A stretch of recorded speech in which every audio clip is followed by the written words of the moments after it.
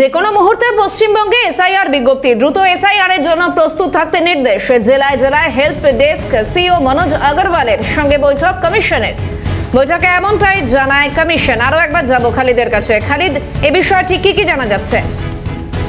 SIR প্রক্রিয়া সাধারণ মানুষকে যাতে বোঝানো যায় যে এসআইআর প্রক্রিয়া কিন্তু কোনো জটিলতা নেই এবং সেই জন্য কিন্তু প্রত্যেকটা জেলা নির্বাচনী আধিকারিক, প্রত্যেকটা ইআরও এবং তার পাশাপাশি বিএলওদের অনেক দপ্তরে কিন্তু বলা হয়েছে যে তাদেরকে হেল্প ডেস্ক করতে হবে যাতে সাধারণ মানুষ এসআইআর প্রক্রিয়াকে বুঝতে পারে।